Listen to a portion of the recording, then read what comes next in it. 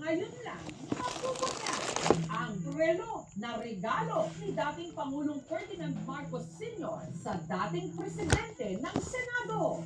Bilang pabor, Nagkahalaga daw yun, probably 1,000 pesos. Pero at that time, malaki na rin yun. Isang kotse din yun. at ang nakaka-intrigang love letter ni Pangulong Manuel L. Quezon sa kanyang misis na si Doña Aurora. Dito, makikita mo, primary source. May pag-amin na meron siyang kahinaan doon sa balerina, may government pensionada daw siya. Kasama sa mga ipinasubasta. Ilang milyones ang halaga. Sold for 9 million pesos. 3 pelikula, isang movie ticket lang, kaya sulit na sulit. Nood na ng KMJS Gabi ng Lagim the Movie. Now showing sa inyong mga paboritong sinehan.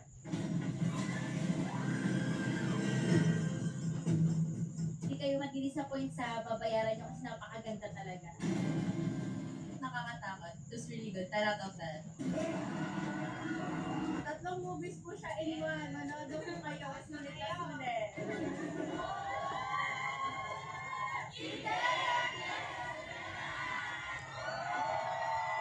Mga kapuso, narito na ang Watch and Win promo code for the day. Submit ang inyong mga sagot sa gmanetwork.com/watch and win. More entries submitted, more chances of winning 5,000 pesos daily or 50,000 pesos sa grand draw. Sugod po tayo sa kainang ito sa Maynila na kinilala ng prestigyosong Michelin Guide. Ang kanilang specialty, Pinoy comfort food mula Luzon, Visayas, at Mindanao. May mainit na niluluto ngayon dito sa Malacanang. Hindi ito ang sagot ng administrasyon sa mga nanggigisa sa kanila ha. Dahil ang iniluluto rito, pagkain mismo.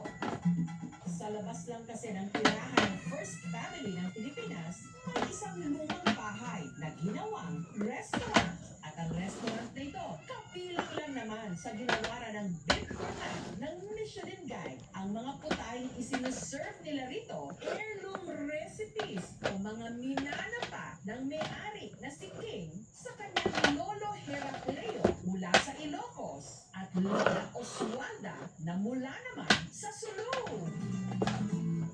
Ito yung kabel at ang kanila pong menu o cuisine dito, buong Pilipinas halos from north to south, Ilocano dishes hanggang sa pagkain ng mga tausog sa Sulu. Aliho kayo. Hi! Good morning, Chef! Good morning, good morning. Kamusta po kayo? Congratulations! Ang galing! Ano nga ang nakuha ng Bib Gourmand? Wow! Si King, kapatid ng chef na kinilala rin ng Michelin Guide, si Chef Miggy, na noon lamang nakaraang linggo, itinampok din natin dahil ginawa natin ng Michelin Bib Gourmand ang kanyang restaurant, Palm Grill, sa Quezon City. Kada saan ang